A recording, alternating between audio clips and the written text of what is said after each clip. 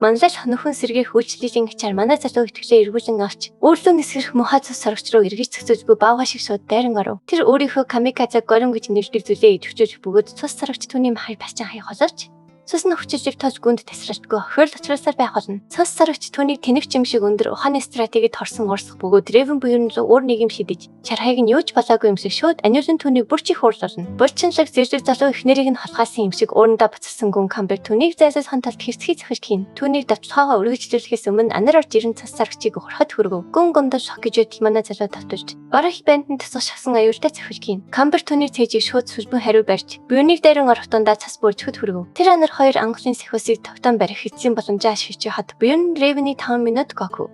Фриза хоёрын талан шиг удаан үргэлжлэх юм болов гэж гайхна. Цус сорогчийн хоёр хомс бие татандаа хад манай баатар Ревен шид бэхэн болсныг чангаар хэлхийг сонсноо. Түүнд гордлогын цацраг харагдаж энэ бол шийдвэр хүмүүж хэдгийг ойлгоно. Тиймээс тэр хүнийг шүрэн авч бүх хүчээ ашиглан тэр нах шиг их карт руу чолоодов. Төлөөсийг нь өгөхөөр бэлдсэн удаа залуу гүнийг янгаар зөхөж түүнийг кондоролно. Манай баатар босс руу төвтөлж гартаа хороо шиж атхан төгс мөчөд зориулж чадахсан ганц зүйл болох бурхны савтыг ашиглах цаг нийцэд нь ичээ гэж бодно. Зөвшөөрөлгүйгээр тэрээр бүдүүн шилэн хоолойг цас сорогчийн хоолой руу чихэж, эрүүрүүн доороос нь хэрцгий зөхөж, гүний амны дотор бод зөхөв. Энэ нь олдуурын ажиллалыг шууд идэвхжүүлж, агуу цас сорогчийн идэвхгүй чадварууд болон эсэргүүцлийн үзүүлэлтүүдийг төр хугацаанд хаана. Систем түүнд гүн одоо ухаан алдах байдлаас бүрэн шокийн байдал руу шилжиж байгааг мэдээж. Яг үүний дараа Ревен түүнийг зайлахыг чангаар шаардаж, дэн гашин бөмбөг шиг гэрч наран шидэ болгохоор бэлтгэн. Бүрэн сүрсэн байдалтай хэзүүхэн тогтон зогсох Ревен шатах шид цас сорогч руу бөөн ирэхэд түүнийг тэндээс хортон холбох хэрэгтэй гэж амандаа шунгана. Би өөр нь яг л бүх юм барьтаанд ясах гэж байгаа шиг мангасыг доорн дарн зөксөөр байна. Яг энэ мөчид тэр өөрөө буруутгснаа ойлгоо. Гал гадагшаа дэжбэрэн гарч хоёр шөнгийн шууд бүрхнөө. Тэр хэдийн ухаан алдсны дараа систем түүнд наран талбаны бөмбөлөг түүнийг ухаан алдаасныг сайлтаагаар мэдээж. Гүний завлах хуваалц хөөчлөл нь мөн бусад хүмүүсийг асар их хөвгөлтөөс болж ухаан артоолоо. Хэдэн хормын дараа манай залуу эцэст нь орон цус бөөлжиж ясан гэж гайхна. Хитрхи чимээгүй байгааг ойлгосон тэрээр цус сорогч нь үнэхээр өгсөн гэдгийг шалхахаар бүх төсвөр төвчээрээ ашиглан басна. Гэвч өртөө арга яснаар үлдсэн тэр наш амьд үрдхийн төлөө ядандаа хайг хараад түүний цэцэрдэрсэн нүдэн аяхнаасаа гарах шахна. Эвдэшгүй өөр чадварын гэмтлийг зөвхөн сатуулаад зогсгүй. Мод тутсан мэлүү чанга хадаг болохыг мэдээлэх санамжийг буйрнаа. Үүнээс гадна гүний идэвхгүй чадварын зүрхэн настагтаагүй завч түүнийг амьд байлгадаг. Би энэ бодит цаг хугацаанд иргэн аниж байгаар харсан буюрн энэ мангасыг идэвхжих зөвшөөрвөл тэдний бүх хүчийг зүтгэл утгагүй байсан гэдгийг ойлгоно. Эрен тойрон дах бүх хүмүүс ухаангүй хөвтөж байгааг анзаарсан залуу өстөс гарахын зүйтэй гэж эцэст нь шийдээд бүх зүйлийг зөв тосох төлөвлөгөөтэйгээр гүний биежүү тайван алхам очино. Тэр биеийг унгаж с ิจ гтэй харагдах байдлаар дээр нь гарна. Гүн эцсийн хоромд өөрийн гараараа хамгаалсан тул цээж нь яагаад ч юм эвдрээгүй үлдсэнийг тэр анзаарна. Тийм жижигхэн зүйлийг ойлгосон түүний өрийг хүргэж хашг шиг цээжлүүн нүдргаар шууд цохид хангалттай бай. Тэгээд хүүрний голом өссөн зэм хан дэжбэрт гэдэг ур чадварыг ашиглана. Маш их хөвдөж байсан тул тэр чангаар орсон. Гэвч өхөн оронд бүтэн биеийн загсахыг хүсэж яхад тэр толгойдоо болт дутуу юм шиг ур чадвараа дахин ашигласаар байна. Цус сорогчийн заван зөрхлөө үргэлжлүүлэн дэлбэлээд байвал тэр зүйлийн амт хүнийхээс хавгүй төрүүлж сөрөг заалчлаа орно. Гэдгийг тэр дорн ойлгоно. Ердөө ганцхан амины оноо үлдсэн бэрэн хөшийн амьсгалыг мэдэж байсан ч тоглоом досхоос өмнө ердөө 46 сэтгцийн оноо үлдсэн гэсэн систем санаалга өгөхөд тэр хөдөлсөн ч хүү. Түүний сэтгц бүр 16 хүрхийг буурч тэр зүгээр гараа байсан газар шиштэн. Энэ хэцүү нөхцөл байдлаатайгаа ямар ч жирийн цалга шиг тэр цус сорогчийн бие дээр унаж өшөө авах жаан шиг үеэрэм хан дэлбэрчдийг тасарчгүй хийсээр дэлбэрчд бүрээр сэтгцийн үзүүлэлтэн дуусаж хамгийн бага буюу 10 оноонд хүрэхийг харна. Гэвч яг бүх зүйл дуусч байгаа шиг санагдах үед систем хаа нэгтээс асар их тошхой оноо өгч түүшин яхад нь таслана. Харамсалтай данжин инстанс бол түүшин ахлаа гэд амин шидээр нөхөгддөг тийм тоглоом биш юм. Тиймээс тэр баруус андараа үлдсэн хിവэр байна. Гэвч энэ бүх хугацаанд манай залуу нээсэн шин нээсэнцийн утаа 3-1 унах магадлалтай цас сорогчийн эсэнцээр дүүрхийг тохиолдгийн багтаа сэмхэн гойж байв. Өршөөлийн ховорхон мөчөд зохиолч залууд маш их хэрэгтэй байсан зохиолын хамгаалалтыг бэлгэхээр шийднэ. Түүний шинэхэн цас сорогчийн эсэнцийн идэвхгүй ур чадварын ачаар зүрхэн яагаад ч мэдрээгүй үлдсэн тул амин нэг хоёр хүртэл алуурхан гисэн. Үүнээс гадна түүний бүрэн галзуу камикадзе даалгавар түнд. Энэ нь түүний сэтгэлдээ 11 урамшуулаад өгсөн ч администраторын анхаарлыг татаж архив. Бюрн найд сандран сэрээд анарын махлахгүй ариун дээр болгон дэвч хөвтэйгээ мэдрв. Тэр доошоо харан сэрчихв гэж 50 асуухад бюрн бүст нь яасныг шууд асуухад 3 өдрийн өмнө явсан ч чам гэж санаа зовж байлаа гэж хариулав. Гэвч бюрн бүтэн 3 өдөр унтсандаа илүүтэй хааж байлаа. Тэр гинт төгсхийн босож тийм утгаас ухаангүй байснаа ухаарснаар өнөөдөр 7 дахь өдөр нь гэдгийг ойлгов. Хөдөж зүтгэхэд биед нь ямар нэгэн харагдах шарахгүй гайгүй байв. Гэтэл түүний нүдэн томрон байрандаа хөшчгөө. Тэр ичингөрөн анараас өмдөн яасныг асуухад тэрээр бараг бүрэн шалтан болсон байв. Анар ямар ч имзэрсэн шинжүүгээр ховцсон сэгсийцэн байсан тос орцсон гэж баяртай өчөө. Бьерн сэтгэлээр унсан ч Анар түүнийг ямар агуу дайчин бэ гэдгийг харсан тул сандах хэрэггүй гэж тайвшруулахад Бьерн нөхрөө шурхаад алга болчмаар санагдана. Тэр ярианы сэдвээ өөрчилж ухаан алдснаас нь хойш юу болсныг асуув. Одоо хүн дугаартай эд зүйлийг авч шидэн ангасын чулуунуудыг хамаг згсэн гэж тэр тайлбарлав. Бьерн бүхнийг тунган бодож амьд үлдсэн ганц шарпаан эссенцийг шингээснийх гэдгийг ойлгов. Хамгаалагч тэрхүү 3 эд зүйлийг бүгдийг нь унгаасан байж таарна. Энэ нь түүнд олон зүйл бодогдуулсан ч Анар чулуунуудын төлөөх шооны мөрийг санаалав. Шидэн шудраг тавхаас татгалзаж альтвчлаас хүн чулуугаар нөхөн гэж зүтгсэн бөгөөд одоо хүн мөрөө хавчин хамаагүй Тэгээд шидэн Бьерн хэдийн хамгийн сайн олзыг асан тулж марах шаардлагагүй гэж санал хийжээ. Тэр эмэгтэй анхнаасаар цус сарвчин эссенцийн талаар мэдэж байсныг Бьерн шууд ойлгов. Бүр өмнө нь түүнд сүрийн голимын эссенцийг өгч байсныг дурдах хэрэгтэй. Тэр эмэгтэй Бьернийг ялуулахын тулд пластик хүлээгээд байсан мэт санагдаж түүний сэтгэл шажиггүй дэрдэв. Нөгөөтэйгөө шонжтой шидэн Бьернийг сэрхийгч хүжээлгүй эргэн тайран дах бүх зүйлийг хамаад ясан Анар гомдсаар байв. Өөр аргагүй ойлгосон Бьерн ухаалагдсан гаргаж түүний талд орч нандин хүн гэж магтахад Анар үнд нь бүрэн итгэв. Ярианда эргэн орж тэр хоёр одоо бас явах уу гэж Анар асуув. Гэвч Бьерн түүнийг зогсоож энд хийх зүйл үлдсэн гэж хэлв. Шидэн бүсэд бүх зүйлийг алсан байлаач тэрний гэж зүйл өрөөнд байх ёстой тул заавал авч явна гэж тэр тооцоолов. Гэхдээ хамгийн ихэнд тэр Анараас өмсчих зүйл байгаа эсхийг асуув. Хөнгөн ирж хайсны эцэст тэд базар ахуйр буцан очив. Сөүлж бууж систем тэднийг хотлоо буцаа нэлгээ. Бьерн нэрийн тойрноо харж энэ олон зовлон зүтгүүр нь 11 цалин бач ирнэ гэж найдав. Харамсалтай ангилтын ажилтан нэмэгтэй түнд ердөө 200 мянган чулуу олсон гэж хэлж дөрөвөн төслөв. Тэр маш их сэтгэлээр өнөв. Тэр бас хоёрч эссенцээ аснаас санаж сэтгэлээ засахыг хичээв. Тингээ авах гэж хараа сонгоход тэр эмэгтэй утыг татаж авна. Ийм их мөнгө олсон с ижигтэй байна гэд өөртөө цөөхөнд юу байгаа шаардав. Тоглоом дээр хин ч ингэж асууж байгаагүй. Тул Бьерн гайхав. Гэвч түүнийг хариуж амжихаас өмнө хэсэг баатрууд гинт гарч 90 түүнээр зэсгэж хэлүүлв. Тэрнэр үнэ хэрэгтэй асар том хэрэгт орсноо хатуу ухаар. Тэд түүний хөдөлгөөийг тушаан шууд байцаан шийдэх хөрөөлөө хүргэж өгөв. Энэ хооронд Ирвин бас хотод исэн мэнд буцаж ирэв. Тэр тухай шалбаарчиж 3 дугаар давхар ийм амир байна гэж бодсонгүй химэн өгсөв. Тэр 7 дугаар зэрэглэлийн мангасуудыг чанга гэж бодож байсан ч их чинь ойрцоо 6 дугаар зэрэглэлийнхнийг зохицуулж байсан тул жинхэнэ аяшаа шиг санагдав. Тэр Бьерн энэ бүхнийг ярьж өгөхөөр хэдийн сэтгэл нь хөдөлжээ. Тэр орчноо харсан ч түүнийг ханаас ч ойж харсангүй.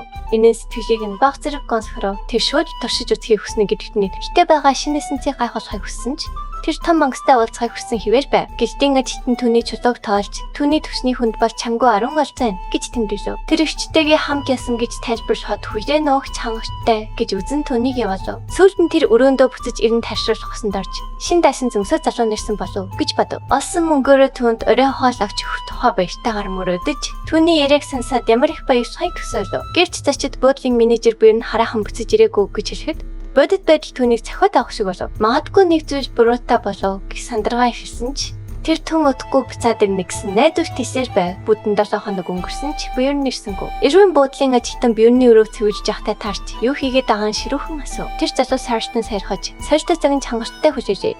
Одоо түүнийг буцаж ирэхгүй гэх үнэтэй нүүр тусах цай болсон гэв. Тэр мархахыг хичээсэн ч залуу яриагийн тасалж Бьерн тэндээ өгсөн дах гэж шуудхан хэлв. Сүүлд нь Ирвин ас харах бороонд наалдан Дэшхий сүрсэн мэт цөрхөрөн уйж байв. Эгч нь хурж 90 сураг сонссноо хэлээд хэр удаа ингэж сох гэж байгаагийн зөвлөн асуув. Ирэн харцанд нь хар бараан зүйл дүрлцэн толгоогоо өргөж хайртай хүмүүсээ хамгаалахын тулд юу ч болсон илүү хүчтэй болно гэж Терезид хэлв. Энэ хооронд Бьерн танаар хийсэн сэжвтнэр шаран шидэгдээд бүтэн 7 хоног өнгөрч энэ бүхэн түүний дургүйг үнэхээр хүрэж эхлэв. Эхний байцаачдын үеэр байцаагч түүнийг арбитыг хаанаас авсныг шаардсан асуув. Энэ нь өөрийг нь үнэхээр авахыг занж хийсэн залуугаас олсон бөгөөд хууль оронгороо эргээгүй бол танаачтаас өөрийгөө хамгаалах нь гэмт хэрэг биш гэж Бьерн тайлбарлав. Байцаагчийг зантаа ашиглаж хинэн ихэж хацсныг тогтооно гэсэн Бьерний уушаад хурж энэ бүхэнд нэг л биш зүйл байгаа сэжиж эхлэв. Илэрхийн нотлох баримтгүй судлаачдаас олдны талаар байцаах боломжгүй гэсэн бичгтэйгүү дүрэн байсныг тэр санав. Гэвч сүүлийн үед гэрт тануулыг багасгахын тулд дүмээ өөрчилж байгаа нь их мэдрээ хэтрүүлэх үүдийг нээж байлаа. Хаач чадсан амьдрал өрөвдөлтэй байдгийг Бьерн ойлгосон ч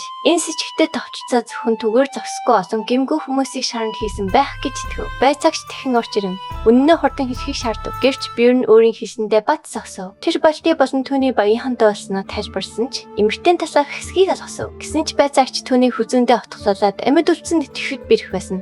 Цус сарвыг нь харахыг шаардахад буюу нь харуулахыг хичээ. Гэвч яг энэ үед тэр нэг зүйлийг ойлгов. Цус сарвчийн эссенцийн ачаар сарвыг найрцсан тул одоо тэр зүгээр л хотлоо ярьж байгаа юм шиг харагджээ. Тэгээд тэр тусчих болов гэж найдан унгасын талаар яриасхүү. Гэвч байцаагч одоо түүнийг үлрэх зохиож гин гэж бодов. Ийм бог төвшин цус сарвч гарч ирнэ гэдг нь цэвэр зохиомл зүйл шиг сонсогдож. Гэр залуу бүр түүнийг шалаа гинэ. Бьорны төвчээр алдагдаж дурсан ч уншиж хотлоо ярьж байгааг нь баталж чадах шидэн агчир химэн нэрлээ. Зөвхөн долоо болон түүнээс дээш зэрэглийн судлаачид ийм баталгааж олж хүсэх хэрэгтэй байдаг тул байцаагч энэ санаа гаргасанд нь түүнийг тохиорхов. Бьорн мөнгийг нь төлнө гэсэн ч тэр залуу ямар ч байсан мөнгийг чинь авах тул яах гэж дэмий гарч чадах юм бэ? Химээ мөрөө авчжээ. Эцэст нь тэр шидэн гэлтийн харьяа бөгөөд зөвшөөрөл авч эцгийг санал болгов. 2 өдрийн дараа шидэн эцэст нь нэрсэн ч Бьорны сэтгэл хамгаалж дэвтгэхэд хитрхи чанга байна гэж мэдгэв. Тэдэнд шиддийн цамхгийн хүн хэрэгтэй гэж хэлэхэд Бьорн зөвхөн азхөө цангаа зэмлэхээс өөр аргагүй болов. Тэр дахин хичээж шидэн болон одоо нэрийг хэлсэн ч байцаагч зүгээр ч зөмөлцөн.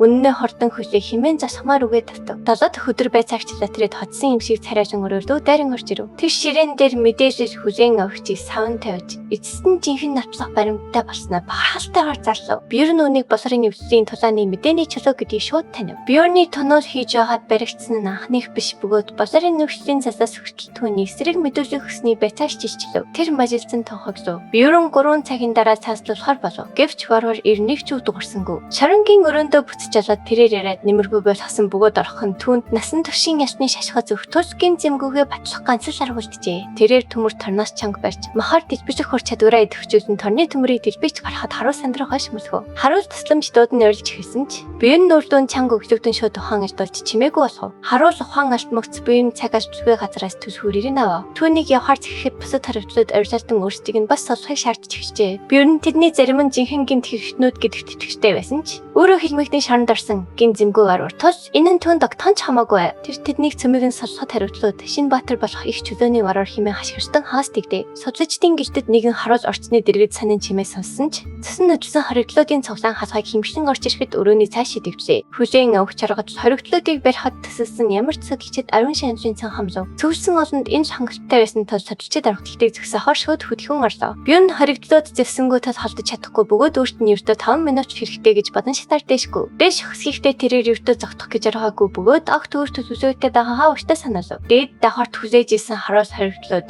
дээд давхарт хүрч ирлээ.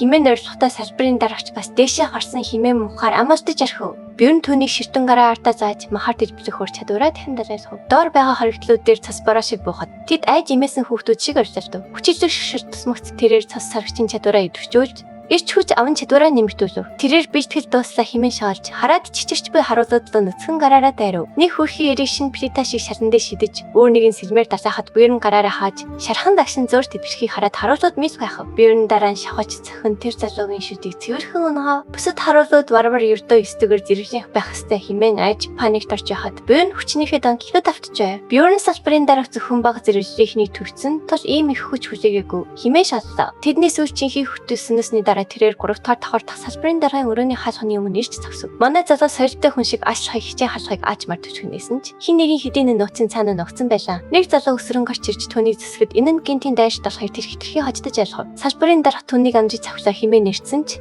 Бьорны цус түүний дээр цацагдж арсыг түлхэхэд ястын баян дархнаа ярьлав. Энэ үед Бьорн мөнцгөөс хөдөлгөөн анзаархад нэгэн охин сандрын салбарын даргаыг дуудав. Гэвч харцсан Бьорн дээр тасмагц түүний бүх бие чичирч эхэлжээ. Салбарын дарга энэ охин бол дөргийн даргын охин тус хор химээ Бьорн руу хашгирв. Гэвч 5 өдөртэй варварын хувьд тэр охин бол шарунгаас гарах үзэн байлаа. Тэрээр сануулгыг үз ойшин. Баруун гарын цэвэрхэн аппликатор салбарын даргаыг ухаан алдууж тэрхв. Тэрээр хэргийг ийм холтуулна гэж хизээч бодоогүй химээ сэтгэв. Гэвч энэ охин энд байгаа нөхцөл байдлыг бүрэн эргүүлжээ. Охин зөрөвтэй царайлахыг хичээнэ. Одоо түүнийг амьд гарахгүй химээ чавшиж түнд хүрэхийн тулд энэ бүхнийг төлөвлөсөн гэж буруутгав. Бьорн зүгээр ламны таглаад болохыг шаардав. Түүнийг барьцаа болгон ашиглаж өөр зүүн синхэн ойрт харуулдууд руу эргэн байцаагч Гэрдийн асагч болон цамхгийн магийг уулзах шаардав. Жихэн эцдийг нь авчрахгүй бас охины шууд дуусгах гэж замж хийснээр харуулаад хөдөлж ихэллээ. Банзан дээр гарч тэрээр гүнзгий ангисгаа аваад олон түмэн рүү хашгирч ихв. Тэр өөрийгөө буйран гэж танилцуулаад гэж түүнийг хилмигдүүлсэн асхайг замж хийснийг мэдэгдэв. Тэрээр авсахад авсан содчдын гэр түүнийг гүтгэж байна. Химэн дахин хашгирч гин зэмгүүгээ бүх зүйлээр тангаравшав. Тэрээр гүндээ энэ олон нийтийн шуугин одоо гэж нуун дарахад хитрхи танцныг мэдж байлаа. Тэр хооронд шидийн цамхагт ахлах маг Ревен салбарын дараа нэгэн галзуу хүнийг зохицуулахаар дуудсан нурхайг хийж тэрээр гайхсан харагдсан ч өнөөх галзуу нөхөр олон хариуцлуудыг сорж одоо дүүргийн дараагийн өхнийг барьж цааж байгааг тайлбарсав. Ревен тэр залууг порч мангар байх гэж батсан ч өөрийн гэсэн ажилтай талбар би түвшний хувцас амсан тийш хацаа шийдэв. Хэсэг хугацааны дараа би түүнийг гайхан ширтэж үнэхээр чамайг явуулсан юм уу хэмээн асуув. Ревен ч бас мис гайхаж юу бодож байснаа хэлхий шаардлаа. Тэрээр эмээ шиг зарнгийн зүйл хийнэ гэж хизээч хүлээгээгүй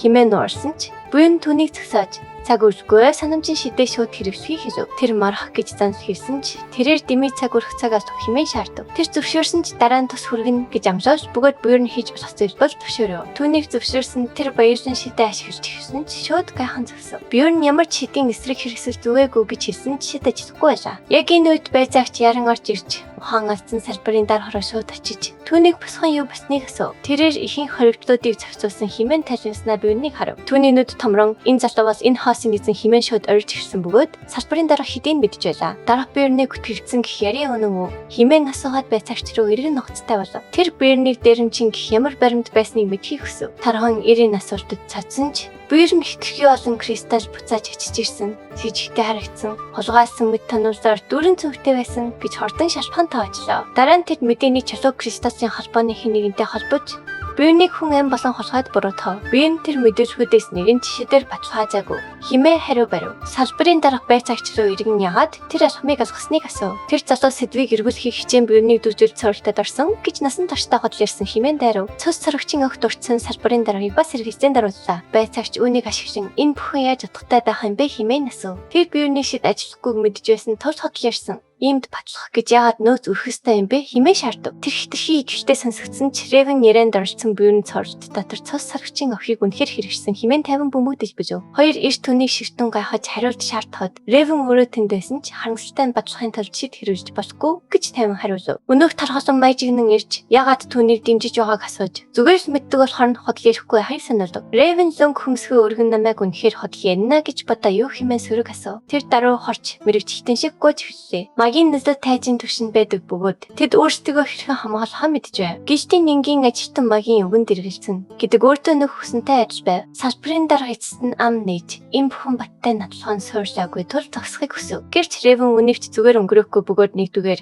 давхарт цас саргчид өмнө нь хизээч гарч байгаагүй гэдэгтээ зөвшөөрч байгаад салбарын дараагийн мэддэг зүйл биш гэж мэдэгдэв. Тэр шоконд орсон харагдсан бөгөөд олон жилийн судалгааны дараач лабиринтэд шийдэгдэггүй олон зүйл үлдсэн гэж тэр үргэлжлүүлэн хэлв. Төлөөлөөгүй зүйл хизээч тохиолдож болно. Тиймээс хинч бүх хариултыг мэдэж байгаа шиг ажиллахсгүй. Бьорн түүнийг жинхэнэ дээрэнгүү мах шиг салбарын дараахыг чимээгүй болохыг харан зогсоно. Дараа нь өөр хин нэгэн өрөөнд орж ирж Бьорнтай ярьж эхлэхэд өөр амьсгал дахин өөрчлөгдөв. Тэр өчрөө олдохгүй гайхан цачилцах бөгөөд дахин авигаа дуудан нүжин сасгаруулна. Яг энэ үед Бьорн өөрийгөө Нильс Урбан гэж танилцуулсан. Эр болж бүсийн дараах гэдгийг эцэст нь ойлгоно. Судлаачдын гэртэн судлаачдтай холбоотой бүх зүйлийг өдөртдөг. Үр ашиг дээшлүүлэх хин тулд үнийг 13 бүсийн дараах болон хамгийн дэнд байх гэлтийн мастерын дор 100 салбар туваажээ. Ханаас ч нэг залуу шашин дээр шидэгдэн ирж яагаад тийшээ хэрэгцснээ шаардсан асууна. Бүсийн дараах Бьорныгийн залууг хайж исэн гэж сонссон хэмээн зүгээр л хэлнэ. Мөрдөгч тэр залууг харамхцаа шууд хөлсөн зүтгэх бөгөөд Бьорн түүний хүйтнээр ширтэж Кристэс өнөөний хөнгөж тань. Тэр дуhaan өндөрсөн залууг мэдээний чулууны тасаар хотлох гэрчийн мэдүүлэг өгсөн бич буруутгана. Залуу үнийг үгүйс хийх яах боловч Ревен өргөж шалхан үнний шидийг энгийнээр идэвхжүүлж түүнийг хасар том бурч байгааг хичээлнэ. Бьорн цамхагийн эз бичин өөрийг нь дэмжиж байгаад дотроо баярлах бөгөөд энэ залуу одоо дууссан гэж бодно. Хөдөлгч залуу баруун шунахтөх бөгөөд бүсийн дараах санаа алдан Бьорноос нэрийг нь асууж түүнийг альбан эсэргийн буруугүй гэж заашна. Бьорн охиныг тавьж одоо тэр залуу яах вэ гэж асууна. Бүсийн дараах түүнийг цаашид мөрдөн гэж хэлэхэд Бьорн тэдний кланикч бас шалгах хэрэгтэй гэж зөвлөнө. Дараах Кристл Юнон сүүлийн үед сэжигтэй байгаа тул гүнзгий хон муугүй санаа гэж зөвшөөрнө. Тэгээд тэр мөрдөгч рүү эргэж түүнийг халагдсны хүтнээр заршин. Тархан нэр сандарч дүрм журмыг дагсан гэж зүтгэх боловч дараах түүний яриг гэрс таслана. Тэр ийм хүнийг гişтийн нэрийг дахин сэвтүүлэхийг зөвшөөрөхгүй. Түүний өмнөх бүх хэргийг дахин сэргээж ямар нэг буруу зүйл байвал шийдэх болно. Харуулууд мөр төчийг ших газаргүй болтож хөлөрсөн дахт нь чирэн атдаг. Бүсийн дараа